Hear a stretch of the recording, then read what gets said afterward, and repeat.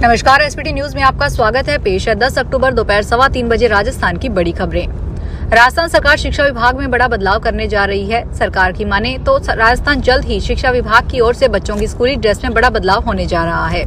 खबरों की माने तो सरकारी हो या प्राइवेट, सभी स्कूलों के बच्चे अब एक जैसी यूनिफॉर्म में नजर आएंगे। मीडिया रिपोर्ट्स के अनुसार शिक्षा मंत्री मदन दिलावर ने इस दिशा में कदम उठाने का ऐलान किया है। मदन दिलावर ने कहा कि समान यूनिफॉर्म होने से बच्चों में आर्थिक स्थिति के आधार पर कोई भेदभाव नहीं होगा और इसको लेकर शिक्षा विभाग लंबे समय से मंथन कर रहा है। जल्द ही इसे धरातल पर उतारा जाएगा। राजस्थान हाईकोर्ट ने होमगार्ड की पारंपरिक रोटेशन प्रणाली और उससे जुड़े आर्थिक व सामाजिक संकट को गंभीरता से लेते हुए राज्य सरकार को हर होमगार्ड को महीने में न्यूनतम 22 दिन तैनाती के निर्देश दिए गए हैं। साथ ही हाईकोर्ट ने मुख्य सचिव व गृह सचिव को विस्तृत दिशा निर्देश जारी करते हुए 3 महीने में अनुपालना रिपोर्ट दाखिल करने को कहा है। राजस्थान हाईकोर्ट के न्यायाधीश फरजंद अली की एकल पीठ ने हरिशंकर आचार्य सहित अन्य याचिकाकर्ताओं की ओर से दायर याचिकाओं का निस्तारण करते हुए कहा कि राज्य के पास पहले से उपलब्ध प्रशिक्षित होमगार्डों का अधिकतम उपयोग किया जाना चाहिए। फोर्ब्स इंडिया की रिच लिस्ट 2025 में हरियाणा की हिसार की विधायक और ओपी जिंदल समूह की प्रमुख सावित्री जिंदल भारत की सबसे अमीर महिला बन गई है। 39.6 बिलियन डॉलर की कुल संपत्ति के साथ उन्होंने मुकेश अंबानी और गौतम अडानी के बाद भारत के सबसे धनी लोगों में तीसरा स्थान हासिल कर लिया। दुनिया के सबसे अमीर लोगों में सावित्री जिंदल का 48वां स्थान है। इससे पहले अप्रैल में फोर्ब्स बिलियनियर लिस्ट 2025 की सूची जारी हुई थी। राजस्थान के मुख्यमंत्री भजनलाल शर्मा ने कहा कि आगामी 15 जनवरी को जयपुर में होने वाली आर्मी डे परेड भारतीय थल सेना के शौर्य, अनुशासन और बलिदान की अद्भुत झांकी प्रस्तुत करेगी। यह आयोजन आम जन को सेवा के गौरवशाली इतिहास से रूबरू कराएगा। मुख्यमंत्री ने गुरुवार को मुख्यमंत्री कार्यालय में आयोजित उच्च स्तरीय बैठक की अध्यक्षता करते हुए कहा कि यह परेड भारतीय थल सेना की वीरता और राष्ट्र सेवा के प्रति समर्पण का प्रतीक बनेगी। शर्मा ने जयपुर जिला कलेक्टर को जगतपुरा के महल रोड पर परेड संबंधित सभी तैयारियां समयबद्ध रूप में पूरी करने के निर्देश दिए हैं। उदयपुर में फतेहपुरा चौराहे पर अब एआई ट्रैफिक सिग्नल देगा। जिस लाइन में वाहन ज्यादा होंगे वहां ग्रीन सिग्नल होगा। आज से यहां पर AI traffic system management trial होगा। कुछ दिन इसके जरिए ही सिस्टम काम करेगा। फतेहपुरा चौराहे के चारों लेन के सामने शुक्रवार शाम को एक कैमरे लगाए गए जो उस लेन में शुरू से लेकर आखिरी तक खड़े वाहनों तक पहुंच जाएंगे। एक तरह से एआई लेस ये कैमरे उन लेन में कितने वाहन है ये गिन लेंगे और उसी के आधार पर चौराहा के सिग्नल चलेंगे।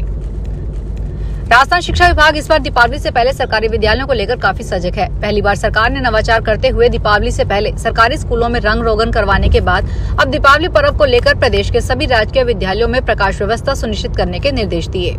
इस संबंध में माध्यमिक शिक्षा निदेशालय बीकानेर के निदेशक सीताराम जाट ने कहा कि यह पर्व पूरे देश में प्रकाश पर्व के रूप में उल्लास पूर्वक मनाया जाता है। ऐसे में विद्यालयों को भी इस पर्व की गरिमा के अनुरूप सजारा संवारा जाए। सरकार का यह नवाचार बच्चों में त्योहार के प्रति भावना को जागृत करने का काम करेगा।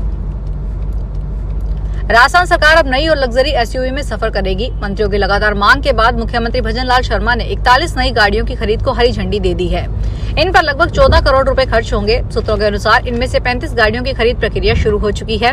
सभी वाहन ऑटोमेटिक होंगे। इन गाड़ियों की कीमत बाजार में 55 लाख तक है, जो सरकार को टैक्स में छूट के बाद करीब 35 से 45 लाख रुपए में मिलेगी। अजमेर के राम सेतु ब्रिज पर एएसआई की कार एक महिला को बचाने के चक्कर में अनियंत्रित होकर पलट गई। कार पलटने से पुलिसकर्मी के हाथ में चोट आई है। सूचना मिलने पर क्लॉक टावर थाना पुलिस और ट्रैफिक पुलिसकर्मी मौके पर पहुंच गए। कार पलटने से ब्रिज पर जाम लग गया। पुलिसकर्मियों ने कार को सीधा करवाकर साइड में करवाई। हादसा एक महिला सफाई कर्मचारी को बचाने के चक्कर में हुआ था। सीकर के खाटू श्याम जी सदर थाना इलाके में 4 बदमाशों ने लिफ्ट लेने के बहाने गाड़ी को रुकवाया। गाड़ी में बैठने के बाद इन बदमाशों ने ड्राइवर के साथ मारपीट करना शुरू कर दिया। मारपीट करने के बाद उन्होंने ड्राइवर को गाड़ी से नीचे उतारा और उसकी शर्ट की जेब में रखे 6700 रुपए लेकर फरार हो गए। इन चारों लोगों ने कहा कि उन्हें लामिया गांव जाना है। ड्राइवर नेमीचंद को भी सीतारामपुरा गांव में किसी कार्यक्रम में जाना था, इसलिए उसने उन चारों को गाड़ी में बिठा लिया। गाड़ी में बैठने के बाद इन चारों लोगों ने नेमीचंद के साथ मारपीट करना शुरू कर दिया। रेलवे ने जोधपुर से दिल्ली कैंट के बीच शुरू हुई वंदे भारत के गुरुग्राम स्टेशन पर आवाजाही के समय में आंशिक बदलाव किया है। उत्तर पश्चिमी रेलवे के सीपीआरओ शशि किरण ने अनुसार जोधपुर दिल्ली वंदे भारत का एक्सप्रेस वर्तमान में जोधपुर से रवाना होकर दोपहर 1 बजे गुरुग्राम स्टेशन पहुंच रही है और 1 मिनट के ठहराव के बाद दिल्ली कैंट के लिए रवाना हो रही है। 10 अक्टूबर से यह ट्रेन बदलाव के बाद दोपहर 1 बजे गुरुग्राम आएगी और 1:01 पर रवाना हो जाएगी। जालौर में शहर की रामदेव कॉलोनी में स्मार्ट मीटर लगाने के लिए गए डिस्कॉम के कार्मिकों को लोगों ने विरोध का सामना करना पड़ा। इस दौरान लोगों ने कार्मिकों से बिना मकान मालिक को पूछे पुराना मीटर तोड़कर नया लगाने का आदेश मांगने पर नहीं दिया तो लोगों ने डिस्कॉम के एक्सियन समेत सभी कार्मिकों की घेराबंदी कर विरोध किया। स्मार्ट मीटर लगाने का कोई आदेश नहीं देने व महिला के साथ अभद्रता करने वालों के खिलाफ कोतवाली में रिपोर्ट दर्ज करवा के कार्रवाई की मांग की गई। जिला प्रशासन जैसलमेर ने जिले के पारंपरिक प्राकृतिक धरोहर, ओरन, आगोर, तालाब, नाली, नदी नाले और कैचमेंट एरिया को राजस्व रिकॉर्ड में दर्ज करवाने की दिशा में ऐतिहासिक कदम उठाया है। करीब 47 गांवों में 70,000 बीघा जमीन को रेवेन्यू रिकॉर्ड में दर्ज करवाने का प्रस्ताव राज्य सरकार को भेजा है। जैसलमेर विधायक छोटू सिंह भाटी ने बताया, यह पहल जिले की अमूल्य जल और भूमि संपदाओं को स्थायी रूप से संरक्षित करने की दिशा में नया अध्याय जोड़ रही है। राजस्थान में स्वास्थ्य सेवाओं की स्थिति एक गंभीर चिंता का विषय बनी हुई है। नियंत्रक और महालेखा परीक्षक की रिपोर्ट ने राज्य की हेल्थ केयर इंफ्रास्ट्रक्चर और प्रबंधन में कई महत्वपूर्ण कमियों को उजागर किया है। रिपोर्ट के मुताबिक पहले डॉक्टरों की कमी की बात करें तो राजस्थान में 35% डॉक्टर्स की कमी है, वहीं नर्स की 18.5% और पैरामेडिकल स्टाफ में 55.8% की कमी है। प्राथमिक स्वास्थ्य सेवा में और भी ज्यादा स्थिति खराब है। यह प्राइमरी हेल्थ सेंटर में पैरामेडिक स्टाफ 63% की कमी से जूझ रहा है। झुंझुनू में वास्तु विशेषज्ञ बनकर लोगों को वन विभाग की प्रतिबंधित वस्तुएं बेचने वाले एक युवक को Delhi wild life crime control व झुंझुनू वन विभाग ने पकड़ा है। आरोपी व्यापार में लाभ और सुख शांति की गारंटी देते हुए सोशल मीडिया पर हत्था जोड़ी, मस्कपोर्ड, उल्लू के नाखून, जंगली सुअर के दांत और इंद्रजाल देने का वादा करता था।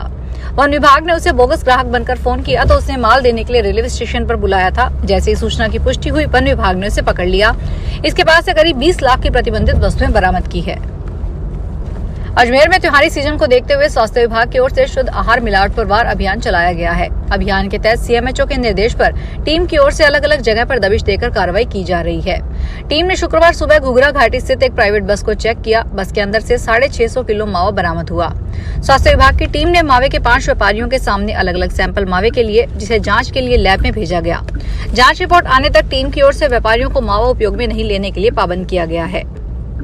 फिलहाल इस बुलेटिन में इतना ही, फिर हाजिर होंगे बड़ी खबरों के साथ। अगर आप भी अपने आसपास की छोटी बड़ी और महत्वपूर्ण खबरों से अपडेट रहना चाहते हैं तो सब्सक्राइब कीजिए हमारे चैनल एसपीटी न्यूज को और प्रेस कीजिए बेल आइकन पर।